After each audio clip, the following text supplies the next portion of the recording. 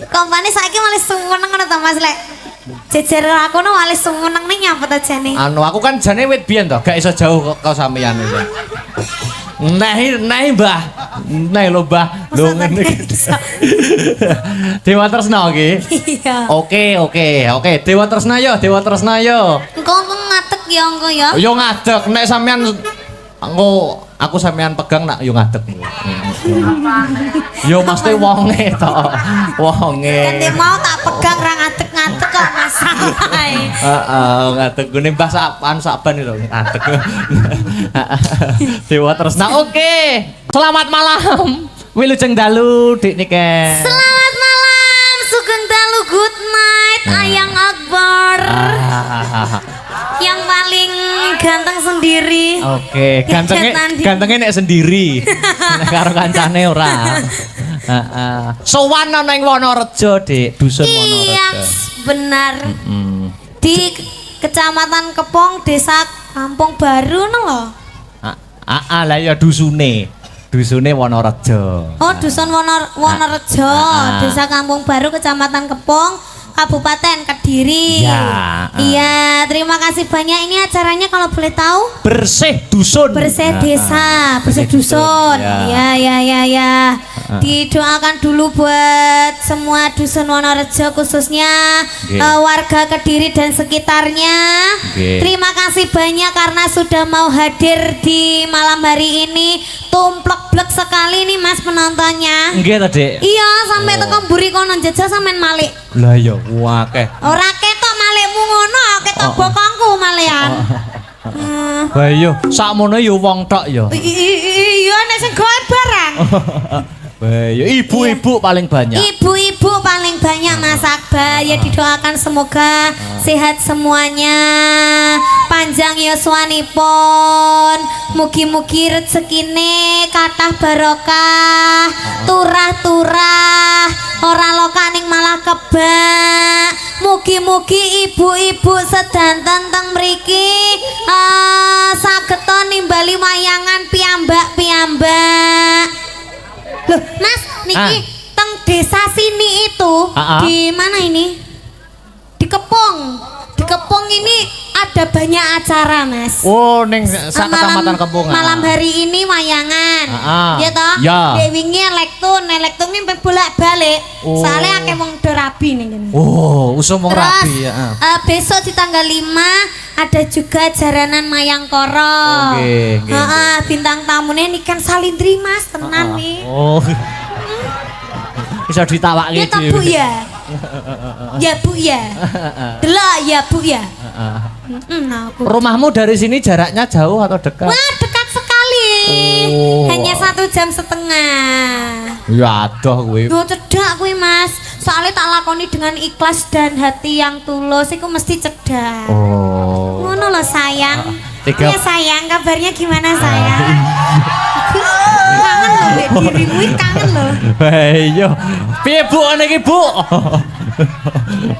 Nyapu topo babu-babu Nyapa? Piye wah aku ngene iki mati gaya aku ngene iki. Enggak, mane Mas Akbar lek kadon jejer aku sing disang duduk raiku ae. Susune. Hei. Masalah iya. Iya. Lawang sampeyan iki lho Mas Akbar ya wong dikangeni ya ndak paham sampeyan iki diceti tak ceti ngono ra gelem bales nyapa to jane. Ya bales lho jane. Kan ya lara to Mas atiku. Oh alah. Terus ngene iki lho. Mosok sampean ndak kangen to ambek Aduh. Sik to. Kayak iki Niken ki VC aku. Lah wong aku pas latihan pas latihan nyapa jane. Ya mbok aja diomongne ngono iki aku kan malu to malian. Terus VC terus mari ngono ditolak kan malu to aku ngono kuwi malen. Kaya rumangsane aku cewek murahan terus VC ditolak ngono kae kan. Emang gue cewek apaan? luar biasa iki lho. Matur nuwun karo Pak Kamit Pak Kasun, Pak Kasun. Iya, terima kasih banyak buat Pak Kasun, Ibu Kasun, Bapak RT, Bapak Lurah, Ketua semuanya panitia. Ketua Panitia, Bapak Kapolsek Polsek itu, semuanya terima kasih juga sudah hadir semua Mas hari ini tuh lengkap sekali ya. Oh hadir. iya. Iya, begitu. Ngene aku ndeloki statusmu WA anu. Apa? Sampean semakin kesini semakin naik daun ya ta? Amin. Semakin naik daun. Dadi iki ndelok statusmu tok iki jadwale padat iki aku ndelok statusmu tok iki wis kesel. Padahal aku ora nglakoni nggur ndeloki statusmu Ya tok. makanya lek aku capek gitu kan butuh support darimu toh Mas. Ngono ki mbok ya pengertian, Dek semangat apa piye ngono. Ndak dirimu panen dirimu tok sing pas main ngono sing nyemangati aku. Ngono lek aku sing main ngono ndak disemangati. Aja demeki kene lho. Lah nyapa ndi Kowe- sing ndi? Kowe demeki pipiku sing obah duduk pipi lho. Nanti. Sing Mbok kaya obah enek mak apane? klepok. Aku delok dong. Hei. Wes rusak lang. Tadi datang sini jam berapa? Aku tadi datang ke sini jam pinten nggih Bu wau nggih? Oh jam maghrib engko wau maghrib. Napa? Sak bibare maghrib. Oh, sak bibare Nggih, maghrib. jam 10-an wau. Wah. Sik to, aku ki tanya umurmu piro to jane? Umurku berapa ya kira-kira? Heeh. Mas Akbar berapa? Aku 22. Oh, aku 21. Alah, kok modelnya dipas-pasne ngono kuwi lho. Tontonan umure piro? Aku 21. 21 tenan ora. Ndak kemarin aku 15 tahun. Bayo. Sekarang 16. Nganu Mas. Piye? Satu hari umurku bertambah. Oh, lah umur 16 koyo ngene itu terus sok nek kuliah ora mangan dosene. Ya lek desane klem dipangan ya iya. Sadurunge mangan dosen mangan aku sik. Wah, apa kok Mas Akbar ki apa kok? Gemes aku. Kediri ki gone seniman, Dik. Heeh. Padang terus. seniman. Bahkan kemarin aku mendengarkan HUT Kediri itu wayangan 3 hari katane. Wow. Denger. Bagi nyapo. Loh kan yo kaget loh Mas Oh Kediri iya. loh Kediri loh iso 3 hari wayangan ya. Full itu 24 jam. Ya. Wah. Dulu itu ada sinden dari Kediri yang terkenal zaman dulu. Wow. Siapakah itu? Namanya Bunyi Kartini Sabdose. Kowe nyapa kok? Ora tak apa-apane. Siapa Mas jenenge Mas? Bunyi Kartini Sabdose. Bunyi Arkini Sabdose. Kartini. Iya Kartini. Kartini Sabdose. Itu dulu itu muridnya Pak Narto Sabdo. Oh. Itu terus? sudah melanglang buana. Nggih. Bahkan itu namanya sinden dari Kediri muridnya Ki Narto Sabdo, ya toh. Jadi begitu. kondange Bu Kartini Sabdose kuwi mergo srawung karo dalang-dalang. Sering kumpul dalang-dalang Pak Narto Sabdo, Terus? Mbah Panut Nganjuk. Terus? Mula sampean nek pengen saya melejit sering ngumpul aku. Mas ngene Mas. Piye? Wong aku lo biasane lecetan mbek sampean. Heeh. Mas di mana ngono sik repot ngono. Lah terus piye lek ku kumpul ya kok iso. Wong ben dicetok sik sibuk, sik repot. Ngene lho, Oh Dik. iki kok gayamu ki lek pas dalang ngene iki dolan mbek aku ngene. Ngomong bareng dicet lo Mas ndak respon belas. Tenan. Ora, ngene lho, aku ki nek nggur ning Aku chat. mendingi cetan karo Kolil ka. Chatan karo sapa? Kolil. Sama bapakku to. Bapak tercinta ya. Ora ngono nek Dik Niken. Aku ki nek nggur chat tok, iki kadang-kadang ki nggur linu tok ngono tok. Dadi iki Lah butuh chatku ki piye kok iso linu kabeh iki lho.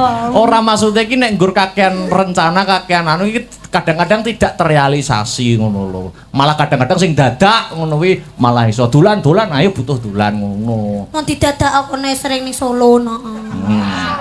Yo ngono kuwi nyusul ning Solo. Emang mau disusul ning kono enek nganune ae. Ora enek. Ora enek ya. Ora enek Iya. ya. Nembang aku kangen suaramu. Kangen suarane apa kangen wonge? Ya sekabehane ya to.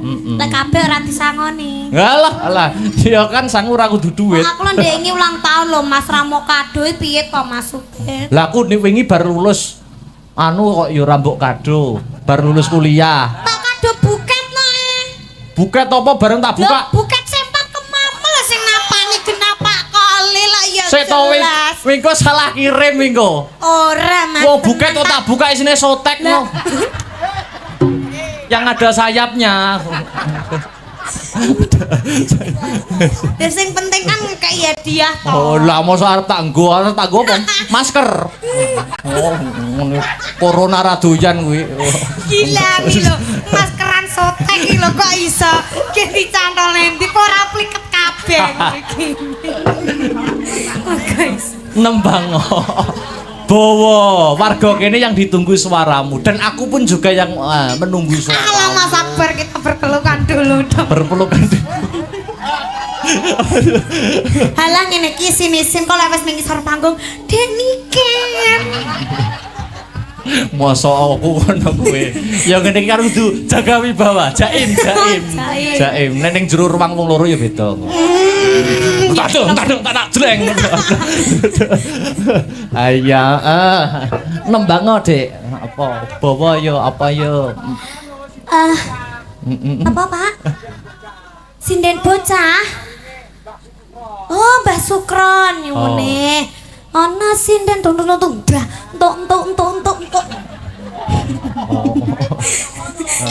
Palaran Mas. Oh, palaran. Siap. Pelok iki, pelok. Ana sinden isi abang. Ngapunten Pak nika digantos bawa nemen mawon nggih. Lho. Apa enek bawane nemeni? Hah? Nemeni apa enek bawane? Rol itu bawa. Oh iya. Seperti itu. Oh. Boleh minta nadanya Mas. Aku kalau bawa itu sekarang nggak kuat loh Mas. Oh, nggak kuat. Iya, soalnya ini. Apa butuh napas buatan? Butuh Mas. Dipancing sithik kok langsung. Aduh, kingko. Aku kingko medun wayangan jariku teles kabeh. Nyapa? Wes. Aku siswi kayak banci ngene yo greges. Ora. Ndak gareng ngene iki saking sayangku ambek sampean. Oh, aku juga sayang. Orang sayang itu kan bisa membutakan segalanya. Betul. Tresno iku buta. Heeh. Apa iki nembang kok bebas wae. Bagaimana kalau kita paring yang seragenan dulu aja? Oh gitu. Iya, tapi ndak usah bawa. Oh nggak usah bawa ya. Nanti bawanya biar Victor aja. Oh iya, untuk salam membuka dulu ya. Iya. Seragenannya apa? Boleh Wisatresna aja, boleh. Wisatresna. Oh tadi sudah ya? Oh belum? Ya wis ora usah ngegas bedil men go. Wisatresna ya iso, ninggal katresnan iso. Itu aja wis gela aja wis. Gela. Lali janjinya aja wis. Mas, apa gela wis Mas? Gela. Wek. Oh, pasti Jenengan kok yo update, Mbah. Jenengan kok yo nonton videone, Masya Allah. Top, Mbah. Top nggih. Luar biasa. Nanti kita pas habis Wisatresna nanti duet sama Victor, nanti full duet sama Padahal nggih to Bu nggih? Nggih. Setuju nggih Bu nggih? Allah. Dhisik ngono Bu ya Akbar Ibu ya. Ditunggoni pacare gak gelem duet belas karo aku Bu tenan. Saiki ya Bu ya, ndek mau arepe munggah Bu ya. Ndek mau chat, "Dek ini kan cantik mengke duet nggih sembuh arang sampean wis to pira?" Romangsaku kok. Ayo dikasih seraginan dulu. Wes. Romangsaku kok ngudal wadi Mas aku. Oh ning kene rene ge kalah-kalah dalange ae. Ayo Mas. Gela. Lagu gelo. Iya gela. Sing penting aja gelo karo aku. Ndak. Oh. Iki sampean sudah ketemu Pak Kami Tuwa dereng? Pak Kami Tuwa Pak Kasun. Belum. Oh, belum diaturi minggah. Mergo iki undangannya banyak niki. Wow. Sing kepareng rawuh. Monggo Pak Kasun. Monggo Pak Kasun masih lenggah nggih? Pak Kasun. Sini dong. Pak Kasun. Wah, monggo Pak Kasun. Ayo di spoti yuk.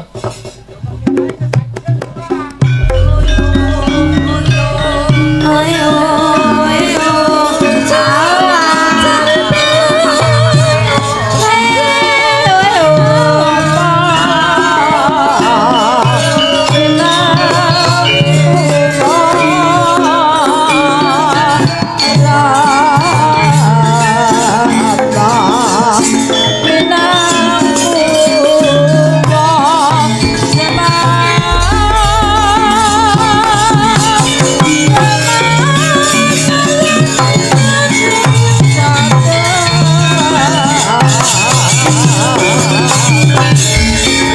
Wah.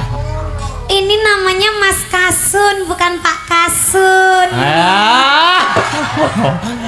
Kowe kelakon Kasune turu jaba kok. Oh, Pak Kasun ini tadi Ibu Kasunnya di mana? Suruh tidur aja deh, Pak. Hei.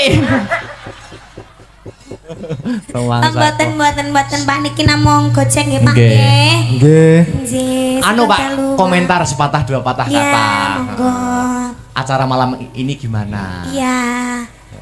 Nggih, alhamdulillah acara malam hari ini ramai pengunjung padat Nggih. krono Mbak Niken. Wah, luar biasa. Alhamdulillah.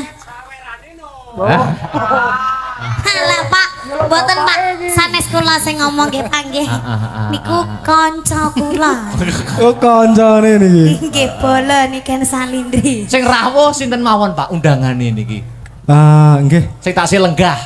niki Bapak kula nggih tasih ta mriki, Oh, Bapak nggih. Kades, Pak Kades nggih. Bapak dan Ramil, Bapak Kapolsek nggih wonten. Wah.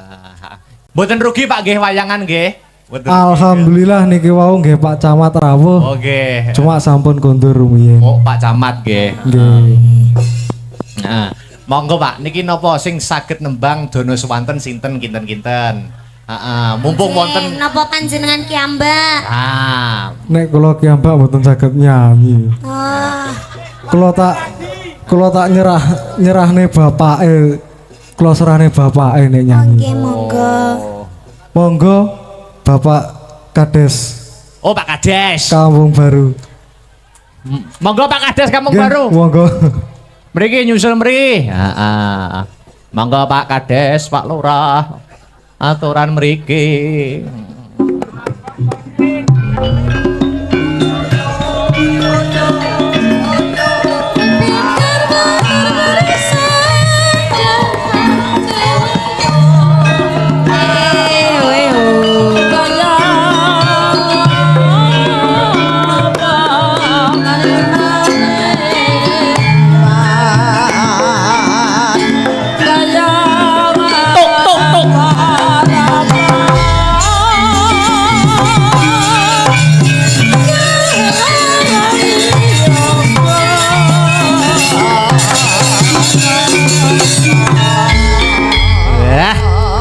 Wilujeng dalu. Wilujeng dalu. Pak Dara. Pripun komentar riyen, Pak? Alhamdulillah. Gayeng nggih, gayeng nggih. Bintang tamune sae dadose gayeng. Wah, luar biasa. Matur Saya suwun. tambahin no, Mbak Pak, Niken. saya. Lagi niki wau dipeseni Pak Kasun. Pak nek wancine nyawer jenengan mawon. Wah. Lah kula bingung niku wau. Dipasrahke kadese. Lagi niku pripun niku? nyanyi, kula kan mboten saged nyanyi to, Mbak. Pak niki repot niki. Nggih. Napa, Pak? Niki mumpung wonten Dik Niken, badhe Napa niki? Dono Swanten napa? Gamelan nggih kenging musik nggih bisa. Monggo. Nggih. Duet nggih monggo. Duet nggih Duet monggo. nggih monggo. Nah niku sing kentun niku wau lho sing mboten penak nggih to. Mboten Pak, namung guyon, Pak. Lem Nggih. tenanan nggih mboten apa-apa. Lah. Lah dereng nyanyi yo nyuwun arta gitu. Sampun niku mau ping 3 sak srempeke.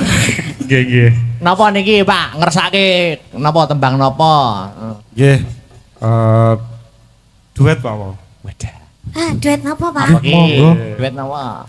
sing penak-penakan mawon. Napa? Ah, nggih monggo. Kandas. Kandas. Nggih. Ora iso liyane.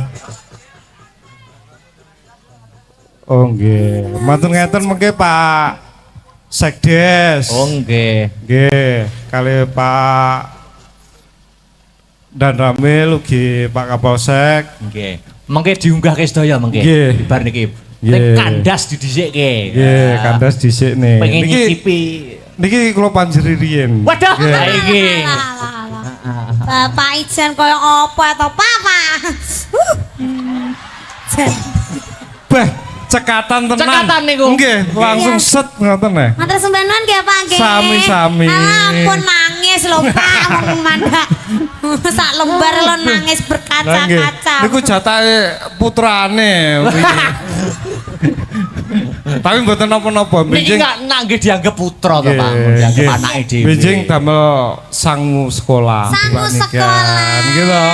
Nggih, leres. Kandas Kula kali buka kandas. lirik nggih Pak nggih. Nggih, monggo. Niki yogane nggih Mary. Manjeri. Ya Allah. Jen. Bapaknya abang kula biru. Sembah nuwun. Niku nembe niki sedaya napa nembe panjer niku? Nah, Kula manut bapake. wah niki repot nih gitu. Nggih. Yuk kandas ya dadekke diga. Pak Lurah. Bedut jen Monggo, santen saya Pak. Sinten wau? Sedes, monggo. Niki Pak Sedes kula niku paling ganteng dhewe iki ya. Oh. Nggih, monggo Pak Sedes. Monggo Pak Sekdes. Pak Sekdes kali sinten mawon wau Pak? Monggo. Nah. Sapa mau? Pak Sekdes. Lage-lage. Nggih, Pak Kapolsek. Kapolsek. monggo, kalian Pak Dan Ramil. Benjing getun lho jenengan. Waduh. Beh jan tenan. Mungkin nek jenengan mboten nyedek. Ah. Benjing mesti ngrasani.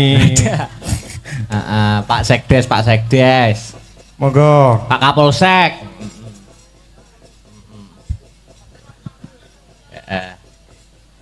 Sepoti, beda sepi ya.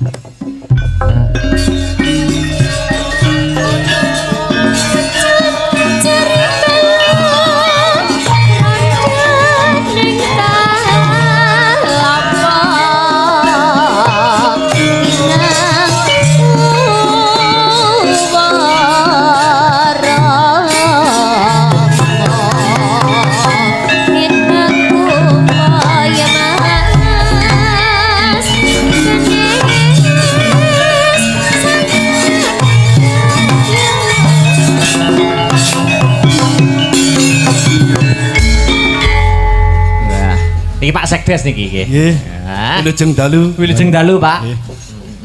Wilujeng dalu, Dalu, Mbak Niken. Heeh. Bah kok grogi to kan Mbak Niken. Ngeten napa? Bane Ampun, grogi, wayu Pak. tenan bane. Wah, Ah, domongi ya. Oh ya Allah, aku lah dilem karo Pak Sekdes mesti dalangi ra ngelem aku. ya mbok tak elem to. Nek wong loro tak elem to. Nggih, wilujeng dalu sedantenipun Nggih. kagem sedaya warga dusun Wonorejo lumeberipun dumateng warga seluruh desa Kampung Baru ing wekdal menika bersih dusun nggih Nggih. supados panjenengan sedaya pikantuk barokah ugi keselamatan entene bersih dusun menika Bu nggih Bapak-bapak nggih Nggih. kale tirase biar ini mau pripun mboten nyaur lali biar ini nggih Anu, Pak Lurah, nggih. Sing nyemutken nggih. nggih nggih Pajak to. nggih nggih anu bocangge Nggih, kados pundi? Dusun Wonorejo menika salah satunipun dusun teng Kampung Baru. Oh nggih. Nggih, wontenipun dusun menika 6 dusun. Oh nggih. Nggih, nggih. Nggih. Dados memang sampun dados adatipun Nggih. mbok bilih warga kita nggadahi napa niki istilah uri-uri budaya. Budaya nggih. Nggih. Nggih menika arupi wayang kulit semalam suntuk. Nggih menika 3 dusun 4 dusun nggih. Dusun Wonorejo, Wonorejo Barat, Mulyorejo kalih Kampung Baru. Lintunipun jaranan. Oh. Nggih, ngoten. Nggih. Menika Biasa. lagune kula nyuwun napa Mbak Lurah? Monggo Monggo. jenengan. Pripun? Nek wau Pak Lurah kandas niki Pak Sekdes napa? Anu Ganteng no mboten Pak Sekdes kula. Ganteng to? saya sungguh Lah, domongi yo. Lungiting Asmara. Oke, kasih musik biar hebat.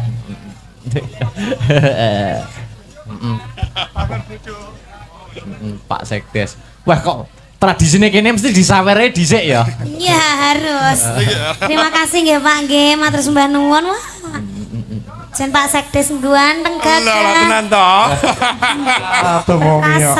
Durung disawer mung ora ngelem e. Masa disawer ngomong. Dene Ken. Iya. Pak Sekdes hidungnya mancung. Iya Kok lah mancung. kok mbok lem tambah dawa neh. Wah, tomongi wong telu ki jen bagus-bagus ganteng-ganteng dalange tok lho sing welek. Padune napa padalang nggih? Padune ya. Nggih.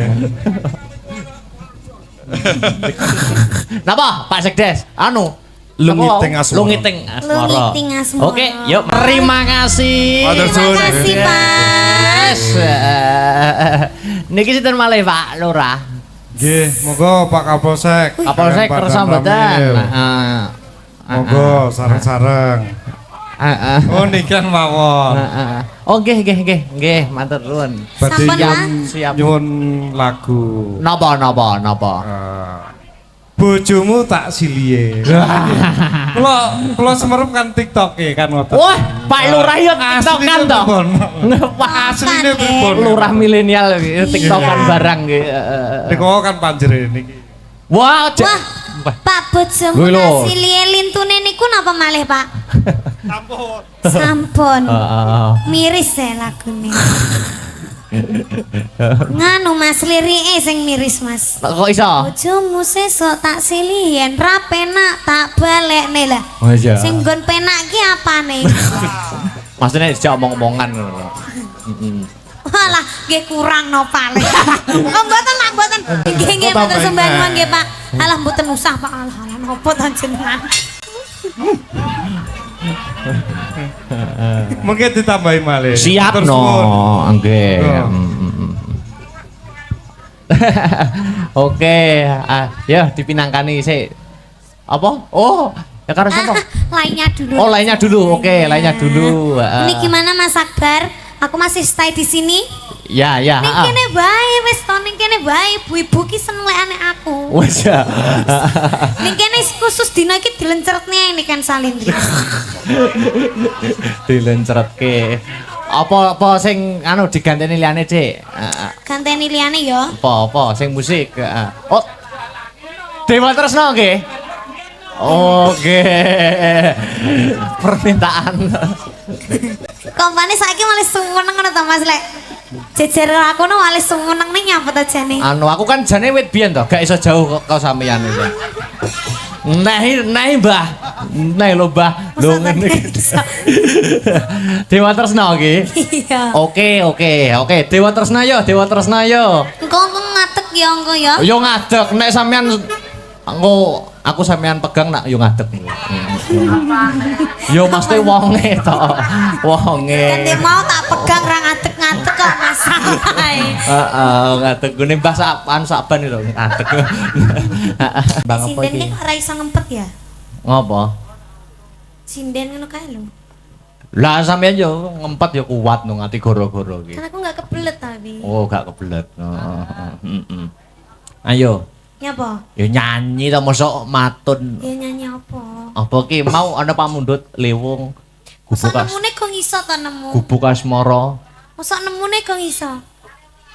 Nemu kowe asati ambyar-ambyare. Kok malah digandrung Mas Tris?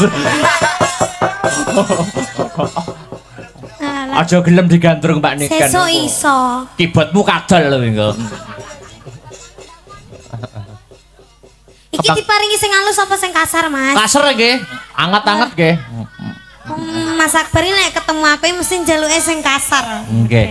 Rada anu nyiksa-nyiksa sithik. Nembange Mahayati. Aku kok lek disiksa sakit no, Mas. Mboten. Tenggorokanku nanti. Wes kon ndi. Apa iki? Yo, kembang wangi apa meng. Game. Kalih welasku. Nggih, monggo. Heeh. Kalih welasku. Heeh. Oh jajalan aku mong sama wis tuwek kok jajal.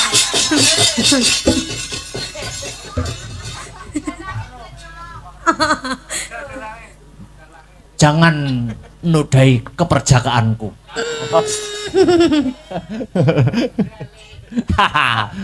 Kembang wangi mawon. Ya kembang wangi. Kembang wangi Mas Tris. Ya. Kembang wangi, engko kleru kembang boreh. Bella, wong dandutan iso nggih catetan barang. Lho niku notasi. Kaya jineman ngono kae ya. Di gong pira ngoten niku dhewe. Oh, tukang kecer kadang sing goleki nada. Ya. Kembang wangi, oke.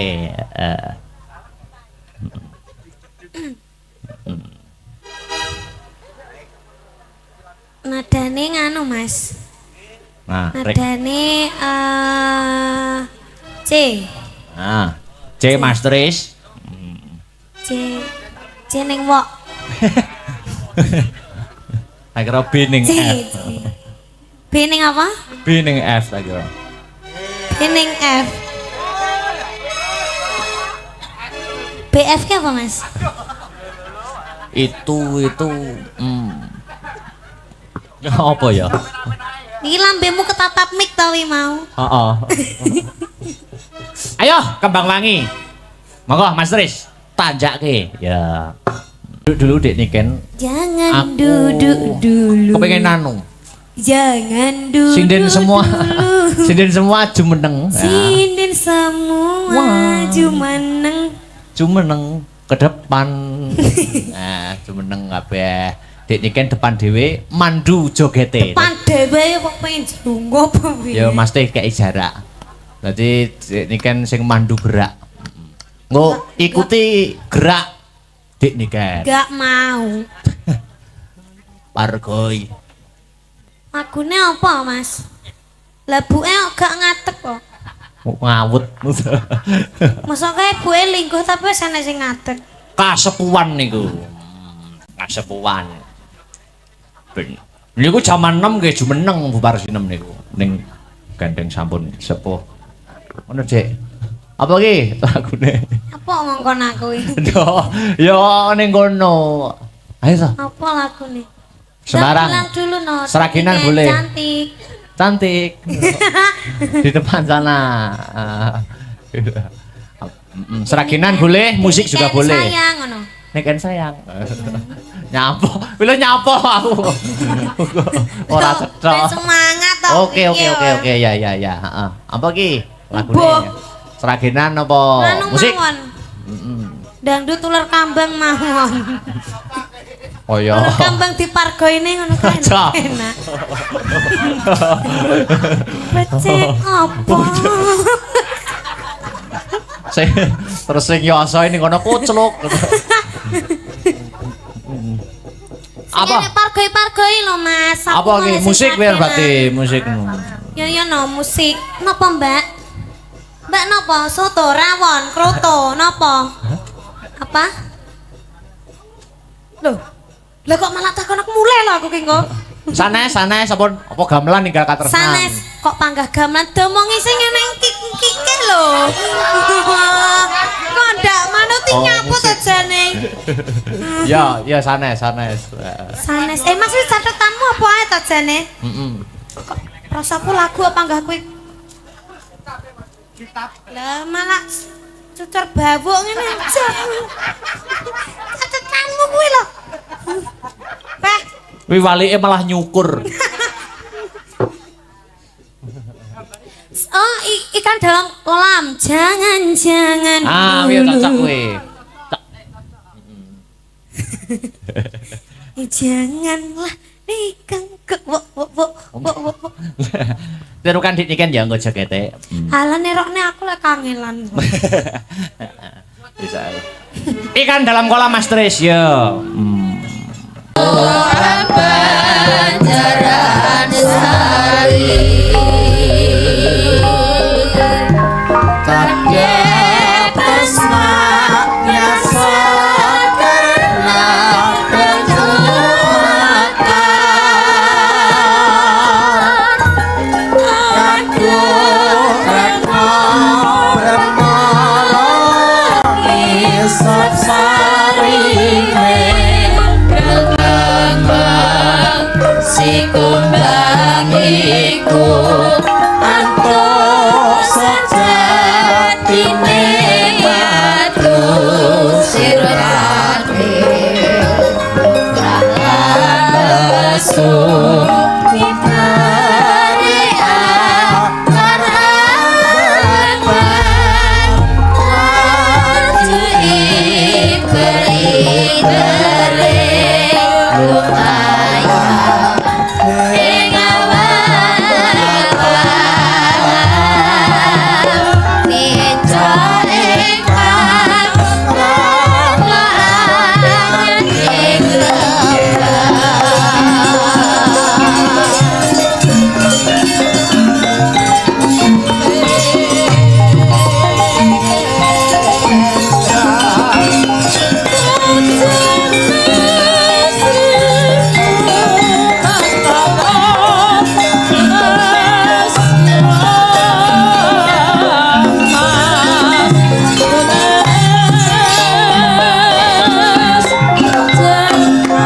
Dados niki mengke para Pandhawa badhe nganakaken wujudipun sesaji Raja Suya, Gus.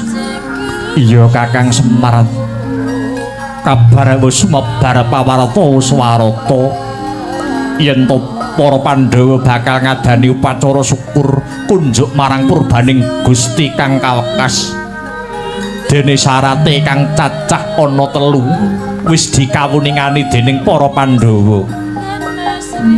Dina sak mengko Harjuna Kakang Mas Werkudara dalasan Kaka Prabu ing Dwarawati tinang gendah ngupadi syarat angka 3 ya kuwi tumbal Ratu Angkara Murka. Mula dina sak mengko Panakawan ayo ndak kanthi tumujuaning Praja Magoda kanggo srana hanjanggepi syarat sarana lumadining sesaji Raja Suya iki Kakang.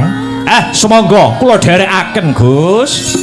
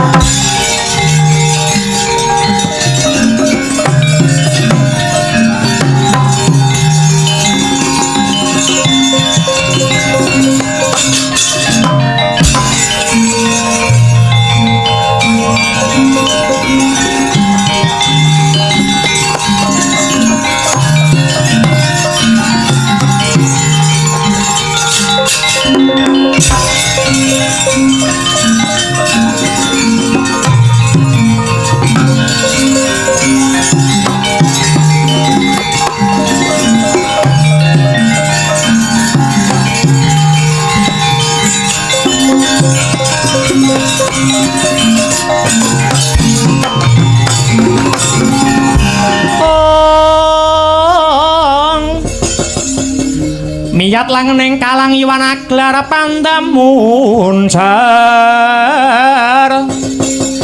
ong tinon ler kekonang surem sorote tan padang kasor lan pajaring purname gegono dasare mangsa katiga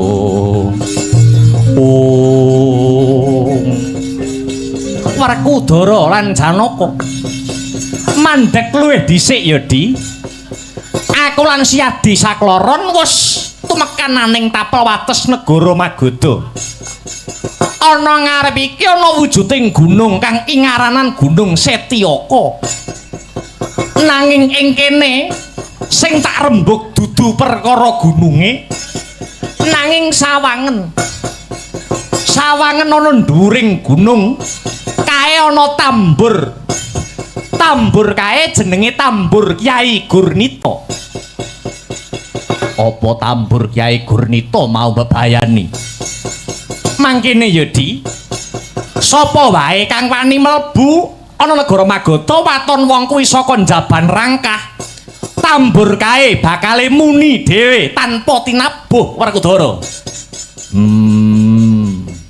kok iso mangkono larah-larahe kepiye mbiyen negara kene ratune jejuluk Prabu Bryudrata Prabu Bryudrata kagungan garwa loro kang sesilih Retnadi lan Retnadati 10 taun anggone omah-omah nanging durung pinaringan putra bingung bilung-lungan penggalihe Prabu Bryudrata wekasan mentar saka Praja Magoda saperlu teteki Brata mapan ana madyaning alas saka wanter nggenya Semedi tumedhak dewa saka kayangan Sidik pangudal-udal pukulun Bathara Narada maringi wujuding woh-wohan saka kahyangan kang denarani pelem pertangga jiwa karepe para Jawata pelem mau kena kinarya sarana garwane Prabu Bryudrata bisa anggarbini saka bombonge Prabu Bryudrata awit wis pinaringan pituduh tanpa pamit berabat bali ana negarane Magoda sakwise tekan negara Magoda Prabu Bryudrata wis dinteni kelawan garwane sakloron kasare wis ditinggal sewulan kena kanggo titikan wong wedok nek ditinggal sing lanang kesuwen rasane kangen terus ning awak ya rasane gatel kabeh ngerti sing lanang bojo loro ngenteni ndek ngarep lawang sijine lawang sisih kiwa sijine lawang sisih tengen ngono rita anggur nganggo daster jero daster blas ra gawe apa-apa lho monggo dastere semrawang ngono kae gek semune rada digrujuk banyu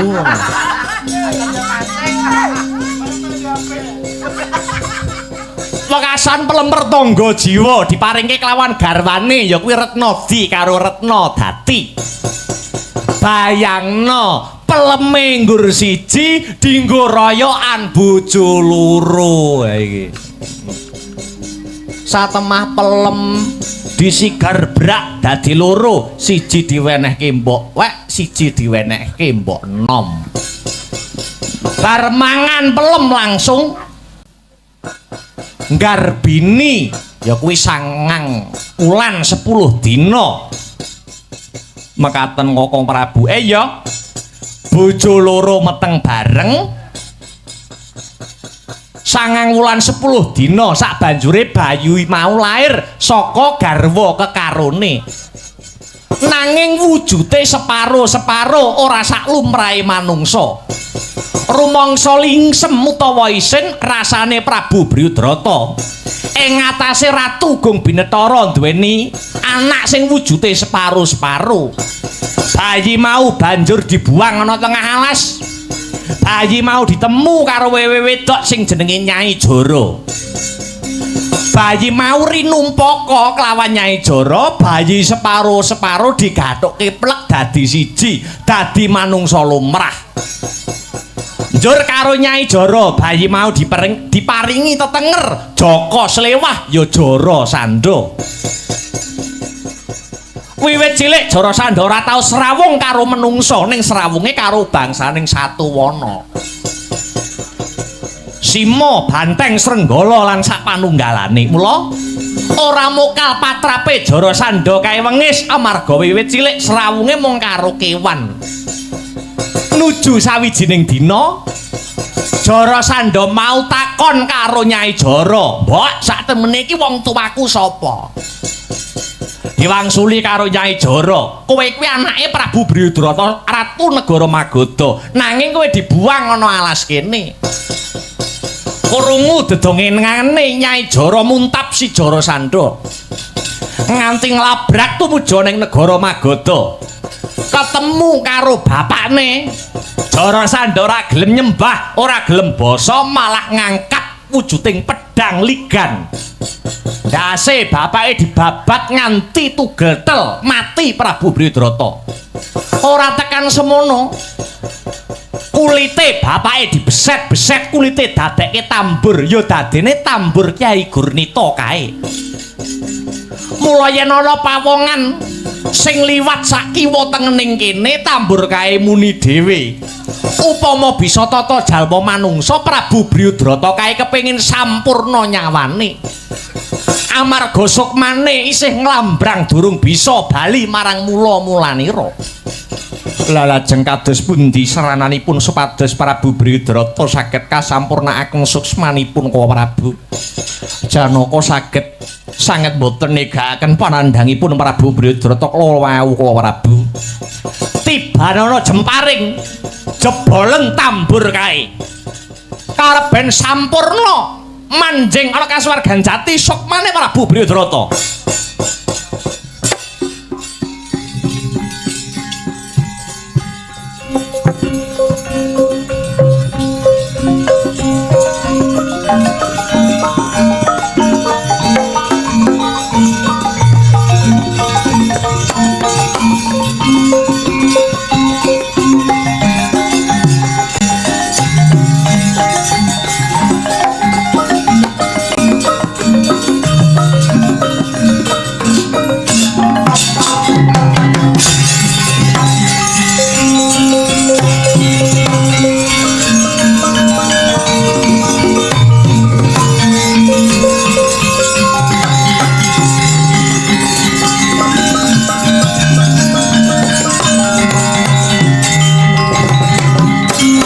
Prabu Kresna, Raden Bima, Raden Janaka, banget panuwun kula.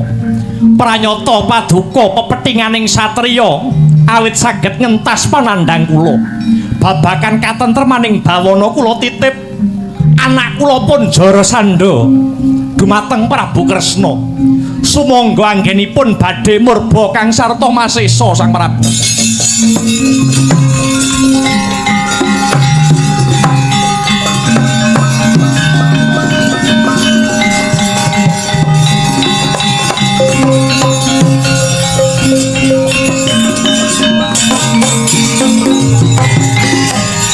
Sampun sampurna sukmanipun Prabu Bryudrata. Ya Dimas, ayo enggal nutuke laku. Sadurunge mbacut si Adi Saklara entak kanthi anamur laku dadi Brahmana. Amarga sak wengis-wengise Dara Sanda isih ana becike. Ya kuwi ngajeni marang sipating Brahmana. Pun Kakang bakal salin tetenger ya kuwi peparab Begawan Kesawa. Aku uga salin jeneng peparab Begawan Jayalaga. Kula peparab Begawan Kumbang Ali-ali. Bagus. Ayo enggal ana lumaku.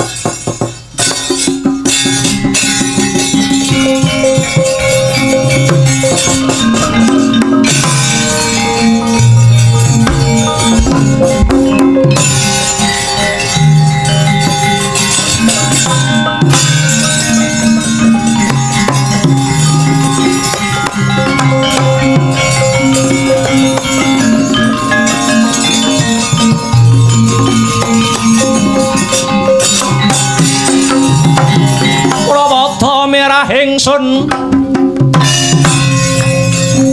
Prihatin was paku micil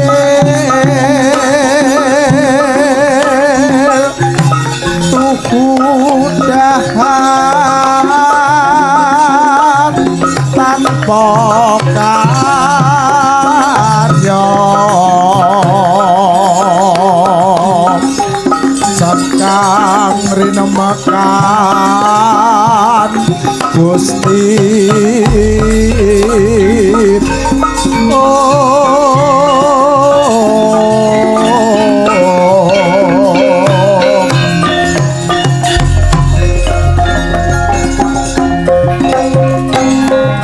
Leweran keringetmu, krenggosan napasmu, togok melayu gawe kaget ana apa?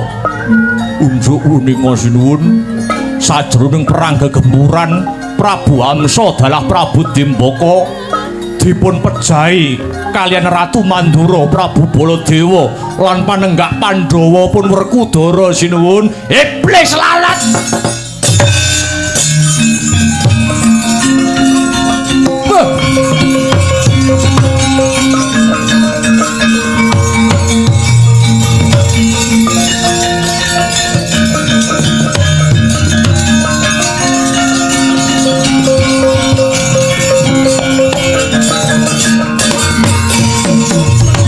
Malane ngelak leketeking jagat gelag-gelahing pumaswaning jajaran sukertaning bawana. Kekuatan satria tanah Jawarakna sinangga gampang. Kamangka mau bengi Jara Sandha ngimpi kang kurang prayoga tinemune jebul Hamsa Dimbaka sing tak anggep tangan tengen lan kiwaku wis pepes dawuh. Kula wonten dawuh. Goleke juru nujum. Juru nujum sak magata klumpuke sendika.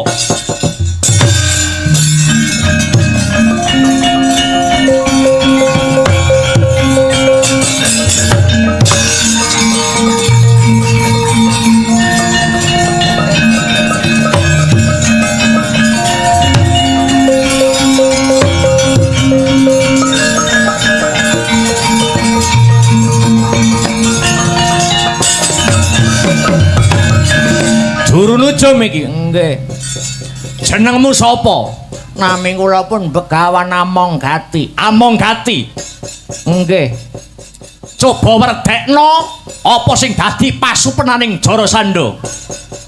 Paduka nyupena menapa Sang Prabu? Aku ngimpi yen to negara Magadha kene tetaman banjir bandang lan ringin sakembaran sing rungkat saka oyote. Kabeh pangimpenku mau werdine apa Amonggati?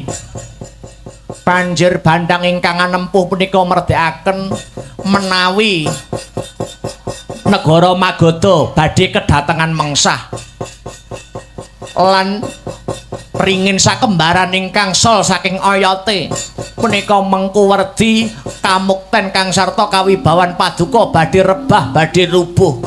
Mila paduka ingkang ngati-ngati kedah ingkang eling lan waspada Prabu Jara Sandha dikon merdeke malah mecang kaya wong kerang bangsat.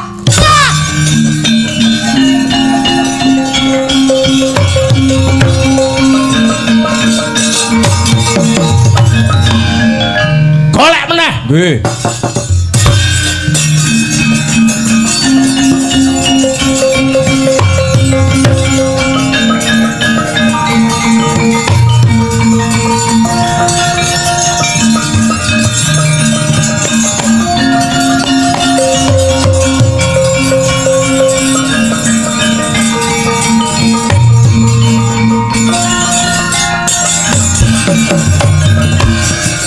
Sapa iki?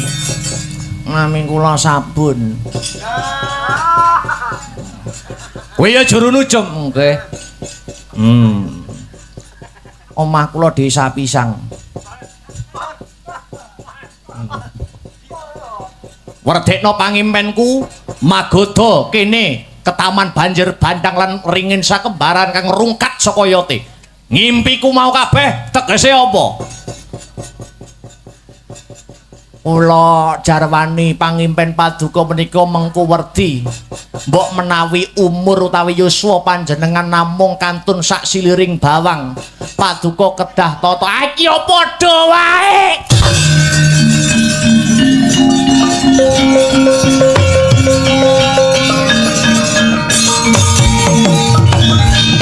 Isih ana ora? Pun telas. Golek neh, ora golek ora biabat gulumu kowe.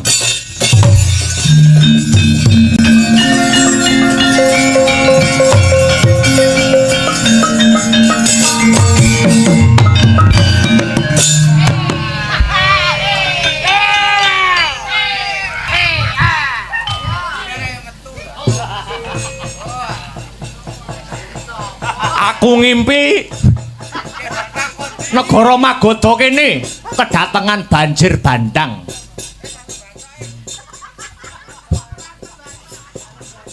Ringin loro sakembaran rubuh merga kesempyok banjir bandang. Kuwi tegese apa jero nujum?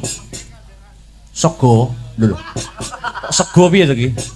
Kuwi jane bangsane ngopo? Ngimpiku iki werdine apa? Ngapunten kula nek perkara merdekne ngimpi mboten saged. Nek kon jenengan wonten undangan slametan bunduren apa kunjungan ngoten. Iki yo padha wong genah malah dikoren.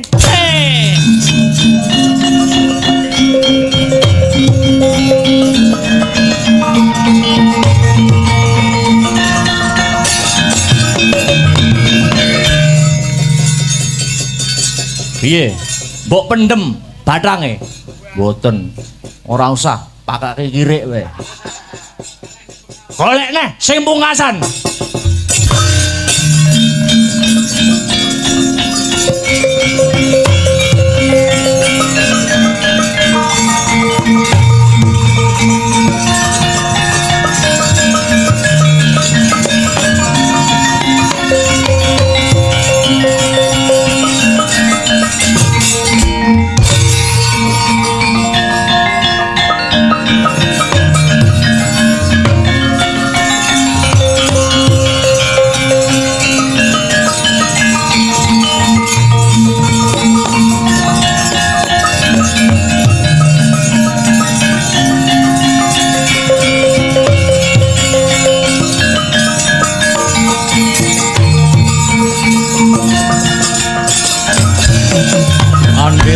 Karya wangsit pindha kumbang ajaping tawang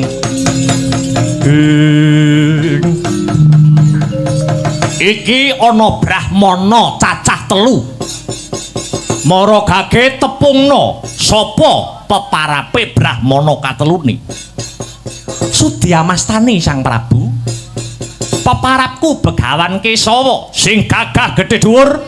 Aku Begawan Jayalaga, kula Begawan Kumbang Ali-ali. Mapan kebeneran. Jarasandha bubar wae nyempena mbok menawa kraton Magoda kene ketaman banjir bandang. Banjir bandang iku Hanjalari wit paringin sakembaran rungkat saka hayate. Kira-kira pasupenan kuwi iki mengku surasa sing kepiye mara gage jlentrehna. Jlentrehna tanpa rasa rigoh lan pegewuh panemban. Sumrupa Sang Prabu. Banjir bandang mengku werdi bebaya. Paringin sakembaran kang ambruk mratelakake adeking Nalendra mila Sang Prabu. Mumpung dereng kedlarung monggo kula kanthi manembah manungku puja mring purbaning kang kawasa. Nyuwun sewu. Paduka Sang Prabu ingkang badhe ngadani wujuding sesaji kala ludra nyembelih ratu cacah 100 negara. Kula aturi murungaken. Nanging awit sedaya kala wau boten badhe kasembadan ning malah nggelak mangsa mbujung wanci rebahing kawibawan paduka dados Nalendra. Setan kowe.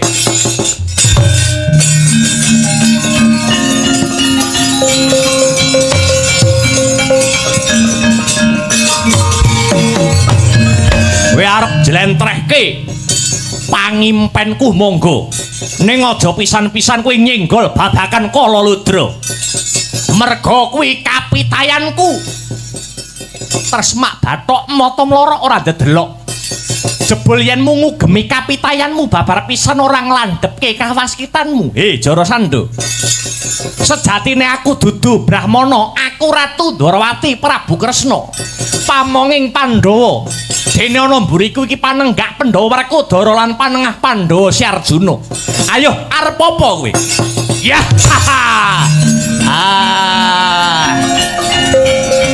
Ityan.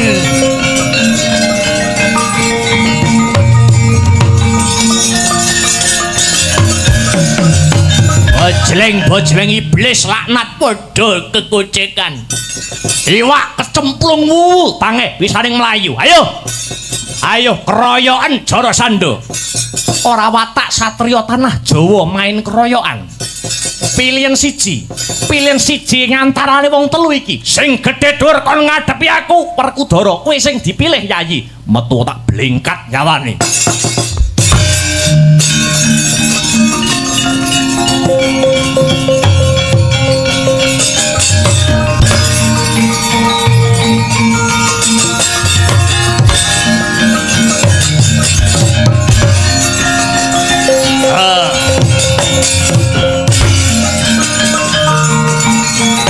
Kanjur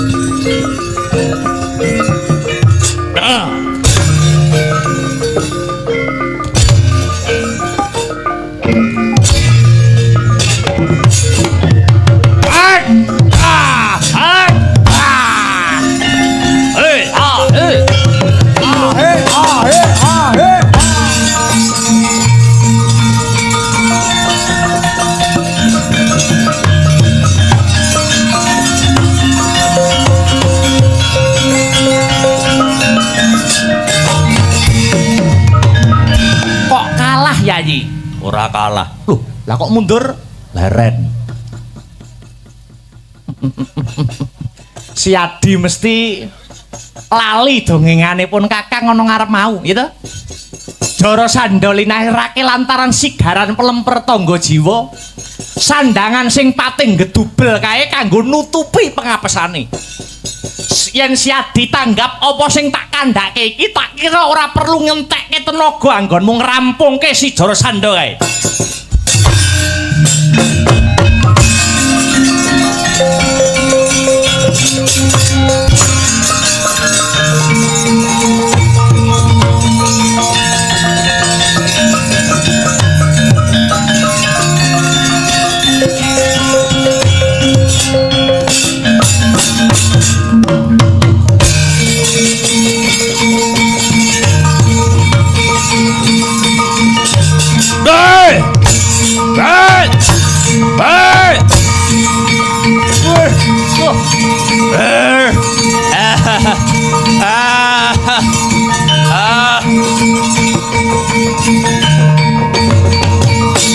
Noyah nayuh Baskara Titi mangsa dupemut pring pengapesaning Sang Jarasandha risang Werkudara ngetok karo san kang pungkasan giya kadengkek bangkeane dadi lan patine sirna Sang Jarasandha.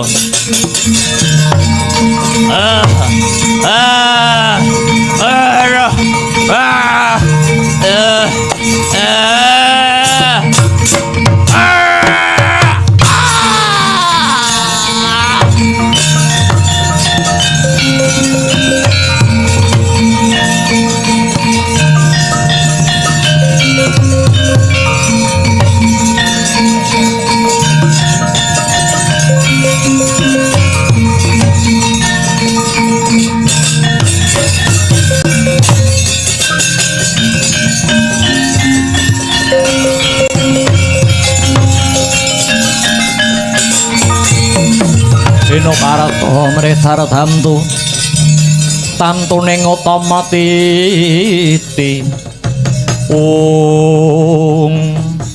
sagugure Jarasandha nom-noman kang sumusul nyedhaki kunarapane Jarasandha kowe sapa Kisana? Kula putranipun Prabu Jarasandha nami kula pun Jayatsena. Kowe arep bebela patine wong tuamu babar pisan mboten. Kados sampun sak terpipun Kanjeng Rama Prabu Jarasandha nampi karma ingkang kados mekaten. Sayektosipun boten kirang-kirang anggen kula suka pemut nanging Kanjeng Rama boten dhahar atur kula. Syukur kalamun kowe ngerti marang kaluputane wong tuamu. Magoda kene dadekno kamuktenmu magoda kene wiwitana nandur bebuden kang rahayu. Ngestakaken dawuh sinuwun Luwarana Ratu 97 sajroning pakunjaran sandhangana sandangan sing becik krana bakal sun kanthi marang Praja Ngamarta ngadani sesaji Rajasuya. Nok-nok dhateng sendika Dara piye? Ayo enggal bali ana praja. Lewat tepining lepen tempuran kang bening tirtane Werkudara ngestokke dawuh Kresna Kakang. Gumeling si cincin kulit cakune kuruk rotean malungi matandane wajine mosake tenjak iman panjerita mencorang remanaja nekrojan ayat kumajan makasya.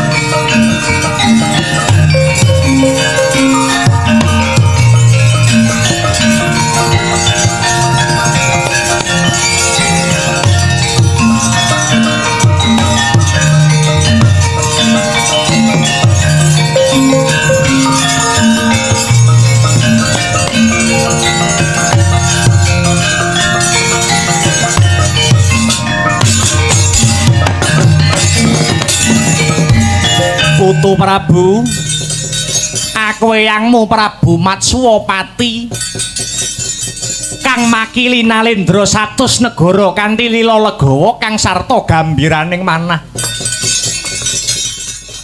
Wis nedya nyembadani undangan nanggone para Pandhawa ngadani upacara syukur saji Rajasuya. Poneyang uga mangkono Putu Prabu. Poneyang ing Talkanda makili para Brahmana 7 wis awega ngidung suci mantra rahayu. Tandha tarima kasih mring purbaning Gusti Kang Maha Nasa. Ayo mara gage enggal diwiwiti adicara sesaji Rajasuya iki, Ngger.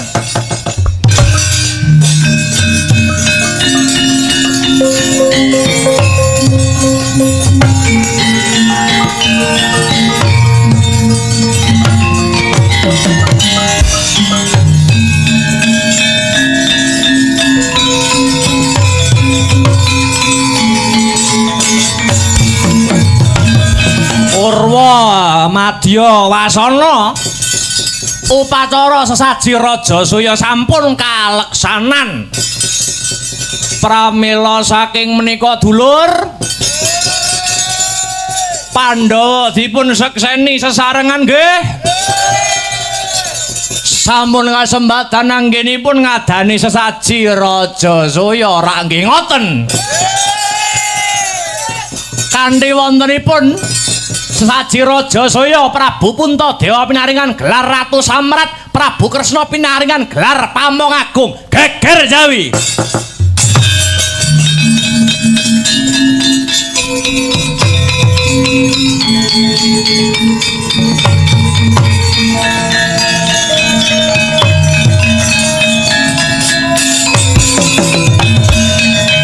dipun tepangaken kula Ratu Cedi Prabu Supala.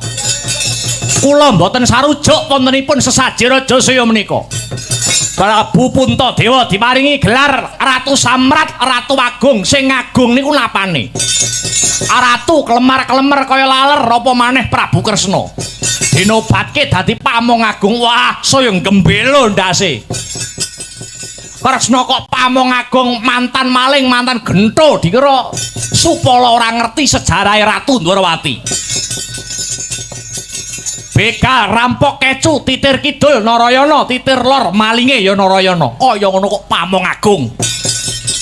Yen aku kon ngajani Kresna Supala kabotan. Ning yen kon ngidak-idak ndase Ratu Ndwarawati, tak warai carane.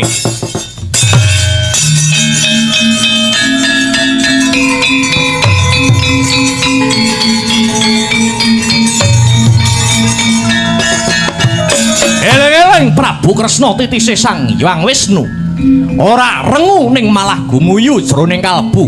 Mireng sumbaring risang Supala. Eseming lati Ratu Ndwarawati mahanane murep ponang Jaja. Dadak sakala Kyai Cakra Baskara ingkang mubeng seser dasare saklapa gedene. Medal saking telenging Jaja sigara lumayang ngener marang janggane Sang Supala. Amung sagebyaring tatpit Punang Cakra wis mungkasi gesanging Sang Supala. Hatingal tugel tel sirah gumlundung aning jrambah.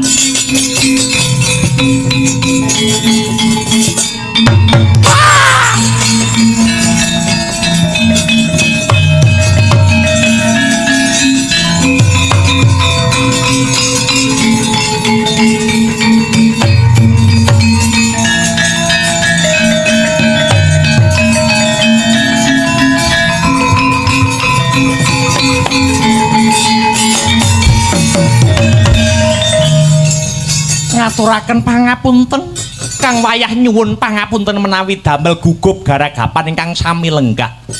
Ora dadi pangapa Kresna, aku wis ngerti sejarahe Supala pancen kodrate kudu mati ana tanganmu. Sing luwih wigati sesaji raja saya iki wis bisa kasembadan kagelar. Nuwun inggih Kanjeng Eyang. Ah, inggih kula nggih tumut nyekseni.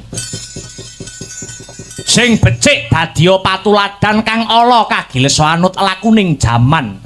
Lelakon Pandhawa Syukur Saratri kenging kinarya kaca benggala. Sak beja-bejaning jalma manungsa ya kuwi manungsa sing sabar lan narima sarta tansah ngegongaken ing raos syukur ndara. Paripurna.